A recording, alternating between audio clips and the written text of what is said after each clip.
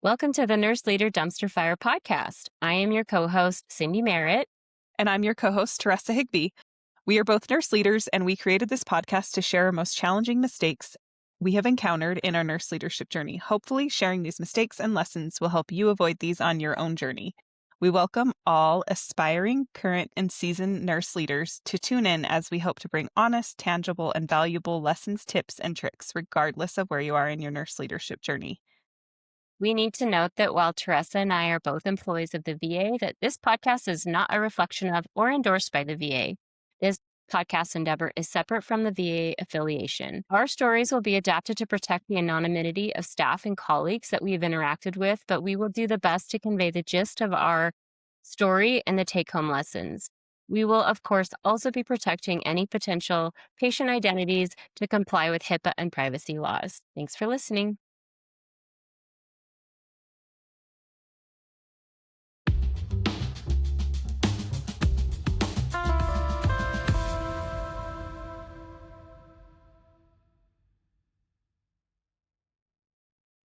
Good morning, Taresa and audience. Good morning. We are recording this lovely Saturday morning, and we have a topic we want to share with you. So kind of in the first episode was about the first 30 days as a new manager, and then some other things. The next episode was about the next layer of things as a leader. And this one, I wanted to talk a little bit about this, about what do you do for the rest of forever, 5 years in? Maybe you're in leadership for 10 years. I guess, what do you think keeps you going at the end of the day? Mm, Honestly, some days I got to go to work. But in general, it is some of the projects. It is the desire to support my team in making positive change and supporting the bedside nurses and getting what they want. So I'm working in education right now, and something that people misunderstand a lot. I think we've identified recently as a healthcare overall that a lot of times education isn't the problem when we have failures. However, education is still the foundation. When it comes to holding staff accountable, the first thing you have to prove is that they were trained properly. And that Right. they understood it, that they actually learned the thing that you were teaching them. Correct. And that they were properly trained to the whole facility and know these things, right? Before you can even move to anything else. So I'm trying to create systems that support that. But I kind of a little bit lost my train of thought, but I'm going to continue to talk anyway, so it may not make sense. But yeah, what keeps me going is the fact that but the other thing is when I was talking to some of the staff that was taking a class that my team was offering, one of the things I mentioned to them is some managers don't prioritize education because they're like, I have staffing issues, I'm not going to do it. And I will say this right now. When I hear that, I do struggle a little bit because Cindy and I were down 13 nurses. We had a 50-something% turnover rate, and we still were able to prioritize getting staff out for education. Like a lot. A lot. Like we had staff out 8 hours a week almost because we're like, we have to get them trained. Like we had to do it because the handful of staff that were left that still knew how to do it, they were burning out. And I'm Correct. like, we don't like when this is like first aid 101. Yes. When you're bleeding, you Stop have to the stop bleed. the bleeding. You can't Yes. just go, just go, keep going, keep going, keep going, keep going, Yeah, just keep swimming. They're gonna drown. You can't keep adding weight and tell them to keep swimming. Yes. Yeah. So anyways, I was talking to this nurse. She's been a nurse for a very long time, and she was taking the class, and I was just walking in the hall and I chatted with her, and she was telling me how she was liking the class. And I was like, and I just asked her really quick, I was like, is one of the things that it kind of offloads you from your day-to-day routine, and it's just nice to get a refresher and go through this? You have been a nurse a long time, but do you see the value? And she was like, oh, 100%. I am feeling.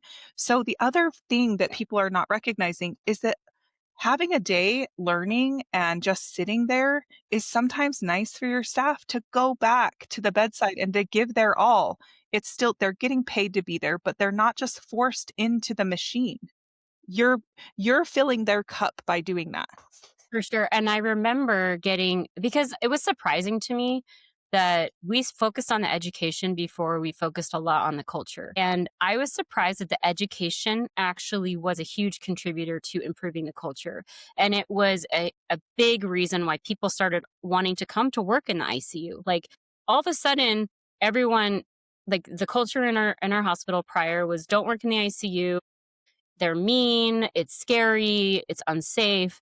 And then that narrative completely switched when we introduced this education program. And all of a sudden, staff wanted to come and be a part of that. And I remember we had 3 nurse residents who had come through our unit, and we had allowed them to come through the class because they had more free time than everybody else did. So it was an easy thing to add. And all 3 of these, which are brand new nurses, they're brand new RNs, they all told me, we want to come to the ICU because of this training. This is now the safest unit to work on because we feel prepared. Whereas other units where the acuity is lower, but the education isn't supportive enough. And so they felt more scared to work on a unit that didn't have a robust education program than they did to work in the highest acuity unit in the hospital because we had an education platform. That was very eye-opening for me. I agree. I just think that we need to reconsider ways we can fill up our staff's cups and also put the onus on them to help Uh-huh. us also. And actually our when we did start doing those things, our staff naturally started to protect us. We did. I do remember staff coming in and saying, "Are you okay? Like, is there anything I can do to help you? Like, I see all this work you're doing." And when we did all that, because we were very vocal about it and very transparent about what was happening, they all saw the work we were putting in. And so, yeah, I had a lot of staff come in and say, "Is there anything I can do to help you?" And that meant a lot to me. So, anyway, it's a good point. The education and just in general, like finding ways to elevate our staff and give them growth opportunities. Yes. And same for us, like I think we also need to be allowed to have growth opportunities in leadership. I'm going to a conference in a month, and I've never been to a national conference in person. It's the first time, and I'm lucky. My organization they're not paying for my whole trip, but they're paying for my tuition, which is it's like $1,700, so it's a fair amount of money. Yeah. I asked if that my facility would help me and they were like, "No." Yeah, different. Every education thing I've asked for lately has been no. Yeah, And I already know and was told that our budget was approved that's for really education, and I built it in for my whole team, and one of the things I wanted to do was a drive 4 hours away to take a class that would benefit my team, and I was told no, and I was like, "But you already told me I was approved, and this is offered by our facility." yeah. And I think like what your experience right now to me sounds like reactive leadership. Yeah, If that's happening, that might be happening above you right now. Is that and I do this in my personal budget, right? Like, I'll be like, I've got money coming in, I've got my budget, and then maybe I go overspend at Costco unintentionally. And I was like, I thought I was going to spend $100, and I spent $400 because I was at Costco, and that because happened. you're human. And all of a sudden, I'm like, nobody can spend any money. Like, everybody, we're eating frozen freezer, like, we're eating beans and rice for 2 weeks because we don't have money left. And so like I have that reactivity. I think that people in higher level leadership that are managing budgets can also have that reaction. And that's been the state of the healthcare world lately. Like the administration right now is very, very heavy on efficiency and accountability, and like so much so that it can take away from the things that really provide growth and enrichment. Mhm. We lost in our local VA, we lost some really great educational contracts that we used to get really cool education from. Yeah, We used to have, when I worked at the VA with Taresa, we had classes like Crucial Conversations that were really great opportunities to send staff. If you had a staff person who like struggled with their interpersonal communication skills, you could send them to a class like that, and it really did help them do some inner work that you can't necessarily teach as the supervisor. You can guide them through, but like they have workshops where they literally have to like have an internal dialogue, process Mhm. communicating, understand how that communication is being heard on the other side. Those types of classes, especially crucial conversations, also support their intrapersonal relationships For sure. because that crucial conversations is something you have to do consistently in your own personal relationships with your spouse, your partner, your children, your Yeah. family. Like these are skills that are very valuable. Universal across your whole life. But those are the kinds of programs that got cut. It was like, oh, this is fluff. And that's what it was all categorized as. These are fluffy things. These aren't critical to patient care. So they're nice to have, they're not necessary. So it's the pendulum, right? And I Yeah. think we'll swing back the other way again. Like will change, administration will change, the goals will change again. Yes. And trying to, us navigate that. But which all of this is bringing me back to one singular conclusion, which, I asked you, like, what keeps you going? And I think what keeps me going is that I have to remember that I have to take the bad with the good, Yes. which I had to do as a staff nurse too. There was days that I got my ass handed to me, and there was days that I was just bored doing, maintenance education, and maybe I was surfing on the web and I was just like watching the clock. And I had to do that as a staff nurse, and I also have to do that as a nurse leader. Yes, it's true. And some days as a nurse leader, your brain doesn't work. And Yeah. you're there and you're trying so hard to do your job because you don't want to end a day where you feel like, cool, I was useless. What am I here for? But sometimes your brain just is done and that's okay. And those are the days I try to just do like my online education or, I'm like, oh, I can read through this one thing and offer feedback here or whatever.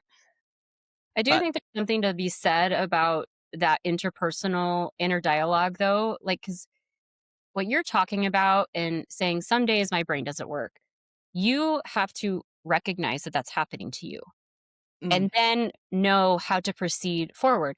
Many people don't recognize when that's happening. I mean, like, I get these weird migraines sometimes.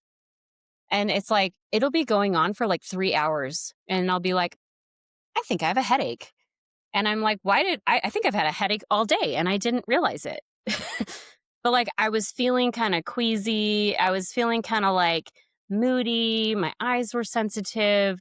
It wasn't like an electrical shock down my brain. right. It's very subtle. And then all of a sudden I was like, oh my God, I'm having a migraine right now. Like I have all these symptoms and my brain didn't register that it was happening. And so for us as leaders, it's definitely worth spending the time to understand how your brain works, what motivates you, what demotivates you. I have one manager who was the manager of 2 units, which was a lot. And they're two very different units. So it was unsustainable. We knew that. And I worked for the last 2 years trying to figure out how to get it separated. And it's happened. And I've hired a new manager. So I have now one manager of one unit, and this other manager has been able to let go of one of the units she's managing. She's a very high achieving leader. Like she's one of the people that I think wants coaching from me, but usually she already knows what to do. I don't have to tell her how to do her job. And we were talking the other day about the future. And I told her, I said, I am concerned. I said, I know you feel relieved right now because your workload just got dramatically better. And that's awesome. But I am concerned about what happens in 6 months when you don't have enough to do and you get bored and you have to find a way to fill your cup when that happens. So I was like, you may not even realize it's happening. I was like, so take this from one person who sees myself in this other person. Like I see myself, Mhm. I definitely recognize a lot of the similar traits. And I said, if you get to the point where you're like, God, I don't really enjoy work right now, I feel kind of depressed. I said, we need to talk about that. As soon as that happens, if you feel depressed, if you feel demotivated, I want you to come to me and talk about it because I almost will guarantee that this is going to happen to you. And we need to be prepared for when that moment happens so that you don't just feel like, oh, I just need to leave this job now because I'm unsatisfied. Yeah. I was talking to one of my employees this week because one has identified that he eventually does want to move up into leadership and become a nurse manager. And so I've been doing some stuff with him. Like, for example, I'm going to be gone some of the month of August. So I offered some of those dates when I'm going to be gone to cover me. He obviously can't do the admin stuff, but there's some things he can do. He can help communicate with the team and manage the team the way I do and like lead the team meetings or whatever, right?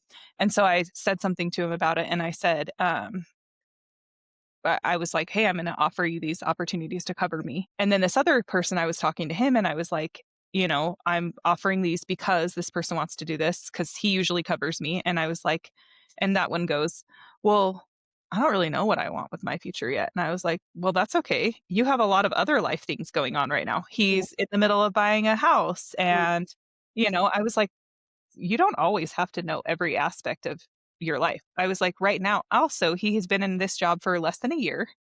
And I'm like, you're still learning this job. Like, I was like, I don't expect that from you. This person has been in their role for almost going on, this is going to be his third year. And so I think this is appropriate. So just also coaching them that just because you don't know yet doesn't mean there's anything wrong. Oh, for sure. And we didn't have this conversation. Like she's been in the role maybe a year and a half now. Um, and so like she's still learning and growing, but I think she's getting to that point. And now with like the workload shift, which the workload was leaning towards burnout for that overburdening. And now we're gonna relieve that pressure. So that should dramatically shift that piece. But then I am worried about like what happens in the after fact. And I think she is somebody who will probably move up in leadership again. And so we also talked about what you're saying, looking for opportunities for what do we call them? Stretch assignments, Hmm. working, even if it's not in my position particularly, like I would do the same thing for her. Like I would have her, I could delegate some of my tasks. I'm the chair of a few committees. I could delegate to her stuff like that to her. I could have her lead some of the work groups that I'm running. And there are certain things I can't delegate to her for obvious reasons. But even if there was like a manager detail for a unit, maybe in like outpatient, like somewhere completely different from where she's been. And all of those experiences will help you grow as a leader. Think that my experience of going from being a critical care, inpatient driven nurse for the majority of my career and then switching into more long-term care, geriatrics, dementia has been hugely beneficial to my learning experience, has completely changed the way that I view the organization. I've had to completely change the way I communicate. I've had to completely change the way I show up. And had I not put myself into an environment that was different from what I knew, I would never have had that opportunity to grow and stretch in that regard. Yeah. So, when it comes to the rest of forever, and being a nurse for however many years you decide, and a nurse leader for however many years you decide, I think it sounds like it's complex, just like everything. You're going to have your ups and downs, and I think, like Cindy said earlier, she said it perfectly. You got to take the good with the bad, and look for opportunities to grow and also take that time to rest. Take that 42%, which sounds outrageous to both of us because we are not 42% resters. I would say I'm a solid 25% rester, Same. but that's Even good if to know. I don't have stuff going on at work, I tend to create my own projects elsewhere. I'm like, let's remodel the kitchen now. That sounds really easy. 100%. One of my friends texted me today. I'm just going to throw a little personal thing in there real quick. But one of my friends texted me today. We were in a group chat and someone goes, "Oh my God, Teresa, why are you so prepared?" And it was funny because I'm not always prepared, first of all. And second of all, and because I really do have a lot on my plate right now. I, I'm just going to throw out some more stuff. I have my full-time job. I have a second job. I have this side gig. I'm remodeling my entire house. I'm learning how to make sourdough. I'm taking a Spanish class. And let's see, what else?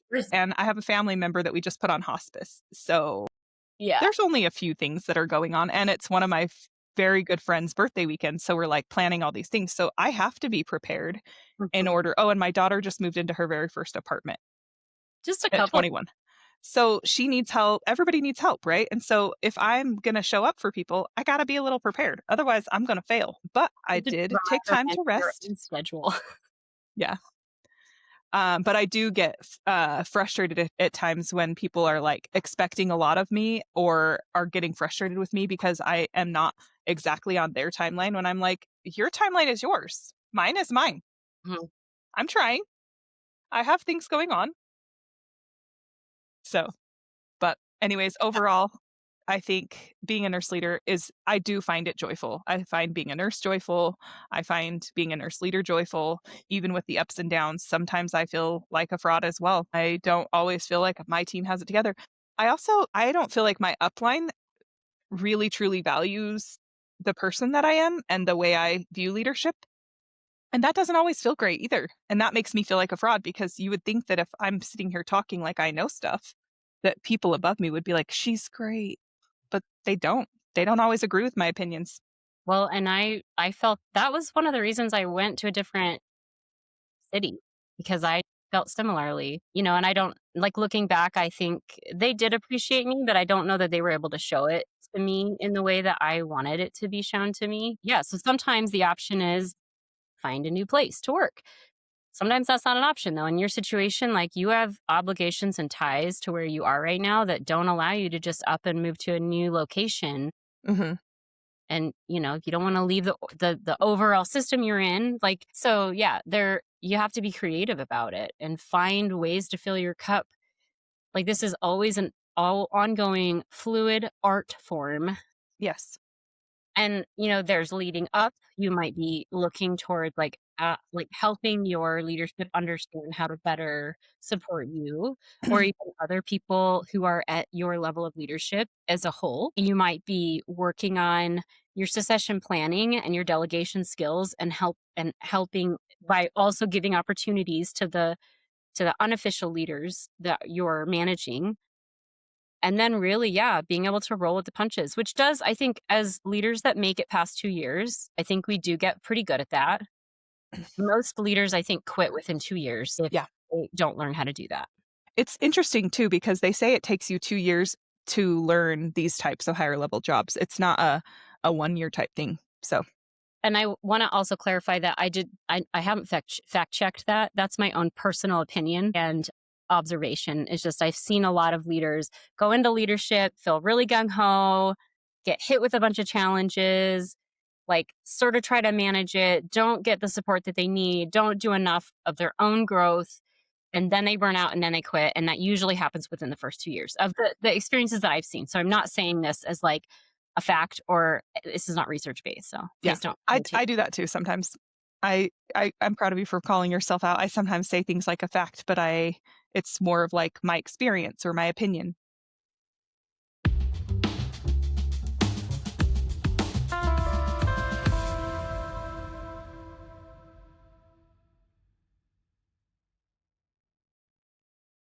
I feel like it was an important episode to have. We definitely want to know, what are your plans to manage your career for the rest of forever? Yep. All right. Thanks for the great discussion, Teresa. All right. Bye. Thank you so much for tuning in and listening to us and joining our Nurse Leadership Dumpster Fire podcast. If you have any ideas on topics or want to connect with us, you can reach us on Instagram at nurseleader_dumpsterfire_podcast or via email at Teresa@arianursecircle.com or Cindy@arianursecircle.com. If what we've been talking about resonates with you, please like and subscribe to support our channel.